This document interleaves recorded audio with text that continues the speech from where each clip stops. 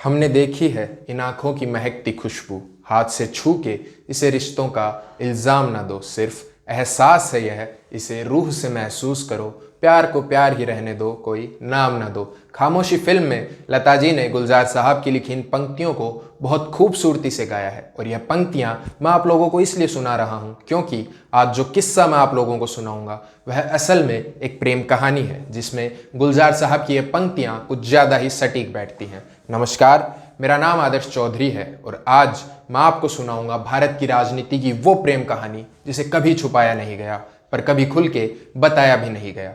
कहानी है भारतीय जनता पार्टी के सह संस्थापक और 3 बार भारत के प्रधानमंत्री रहे अटल बिहारी वाजपेयी की।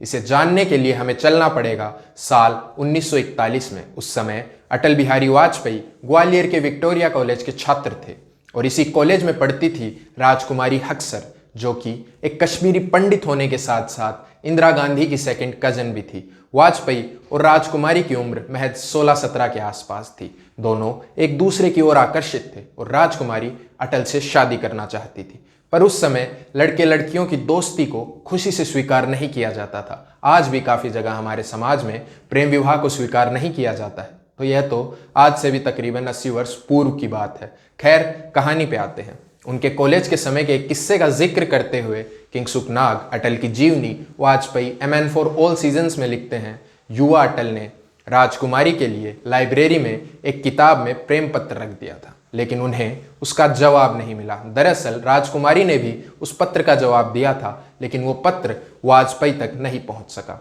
राजकुमारी के परिवार के अनुसार अटल ब्राह्मण होते हुए भी उनसे नीची जाति के थे, इसलिए राजकुमारी की शादी उनके पिता ने ब्रिज नारायण कौल से करा दी, जो उस समय दिल्ली विश्वविद्यालय में फिलोसफी के प्राध्यापक थे। शादी के बाद मिस्टर और मिसेस कौल दिल्ली रहने लगे और अटल बिहारी वाजपेयी ग्वालियर रह के राजनीति करने लगे। आपको लग रहा होगा कहानी खत्म हो गई, पर अभी तो कहानी महज शुरू हुई है। दोनों अलग अलग अपने अपने जीवन में व्यस्त हो गए और समय बीतता गया। जब वाजपेयी बलरामपुर से MP थे, तब उन्हें ABVP ने दिल्ली विश्वविद्यालय के रामजस कॉलेज में एक भाषण के लिए बुलाया। इत्तेफाक से ब्रिज नारायण कौल उस समय रामजस कॉलेज में ही पढ़ाया करते थे और भाषण के बाद उनकी मुलाकात अटल जी से हुई और उस मुलाकात से वाजपेयी के जीवन में राजकुमारी फिर से आ गई, मगर इस बार मिसेस कौल बन के। फिर वाजपेयी ने हमेशा उन्हें प्यार से मिसेस कौल ही बुलाया। अटल के दोस्त NM घटाते बताते हैं कि वाजपेयी मिस्टर और मिसेस कौल से एक जैसा प्रेम करते थे। मिसेस कौल उनकी बहुत अच्छी दोस्त थी। उनका रिश्ता प्लेटोनिक था या नहीं इसकी मुझे जानकारी नहीं, और सच कहूँ तो मुझे इससे फ़र्क भी नहीं पड़ता।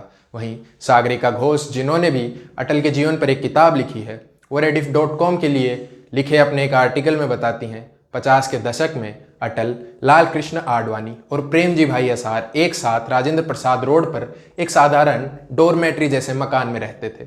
उस समय मिस्टर और मिसेस कौल का घर, जो कि दिल्ली विश्वविद्यालय में था, वह वाजपेयी जी के लिए एक दूसरे घर की तरह हो गया था। वाजपेयी वहाँ खूब समय बिताते थे। एक बार राजकुमारी और ब्रिज नारायण वाजपेयी से मिलने राजेंद्र प्रसाद रोड पर उनके घर गए, तब उन्हें यह जान के काफ़ी हैरानी हुई कि यह लोग नहाने के लिए कपड़े धोने का साबुन इस्तेमाल करते हैं। फिर जब वाजपेयी ने अपना बंगला लिया तो मिसेस कौल अपने परिवार और वाजपेयी के साथ वहीं रहने लगी। वह उस घर में वाजपेयी, मिसेस कौल और ब्रिज नारायण तीनों के अलग कमरे थे। वाजपेयी और मिसेस कौल ने अपने इस रिश्ते को कभी छिपाया नहीं।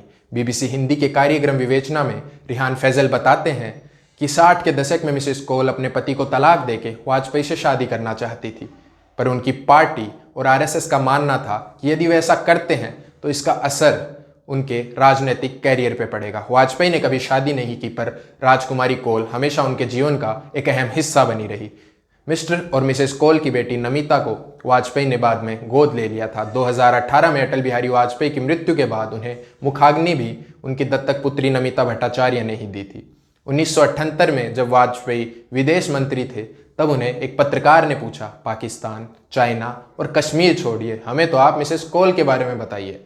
कुछ क्षण की शांति के बाद वाजपेयी बोले, कश्मीर जैसा मामला है। ऐसे ही एक बार विवाह के बारे में पूछे जाने पर वाजपेयी जी बोले, विवाह का मुहूर्त निकल गया। और एक बार जब अफेयर के बारे में पूछा गया तो अपने उसी बेबाक अंदाज में वाजपेयी जी ने कहा, अफेयर का चर्चा नहीं किया जाता है सार्वजनिक रूप से। ऐसे थे अटल जी, जिन्होंने कभी बाकी नेताओं की तरह दोहरा जीवन नहीं जिया। शराब पी तो उसे छुपाया नहीं, मांस खाया तो उसे भी नहीं छुपाया, प्रेम किया तो वह भी खुल के किया, जैसे थे वैसे ही जनता के सामने रहे। 80 के दशक में एक मैगजीन को इंटरव्यू देते समय राजकुमारी कौल ने बताया, अटल के साथ अपने रिश्ते को लेकर मुझे कभी अपने पति को स्पष्टीकरण नहीं देना पड़ा। हमारा रिश्ता समझबूझ के स्तर पर काफ़ी मजबूत था। यह प्रेम कहानी 2014 तक चली, जिसकी खबर राजनीतिक गलियारों में सबको थी, मगर कभी किसी ने इस पर आपत्ति नहीं जताई। हाँ, आरएसएस के सरसंघचालक गुरुजी गोलवलकर और आरएसएस के एक हिस्से को यह रिश्ता पसंद नहीं था, लेकिन फिर भी अटल ने यह रिश्ता नहीं तोड़ा और 2014 में राजकुमारी की मृत्यु के साथ भारत की राजनीति की यह प्रेम कहानी खत्म हो गई। उनकी मृत्यु पर सोनिया गांधी अटल के घर संवेदना प्रकट करने आई थी। हालांकि उस समय चुनाव प्रचार में काफ़ी व्यस्त थी सोनिया गांधी जी, लेकिन फिर भी संवेदना प्रकट करने वह अटल के घर मौजूद थी और उनके अंतिम संस्कार में बीजेपी के कई बड़े नाम शामिल हुए थे। यहाँ तक कि आरएसएस ने भी अपने 2 वरिष्ठ प्रतिनिधियों सुरेश सोनी और रामलाल को वहाँ भेजा था।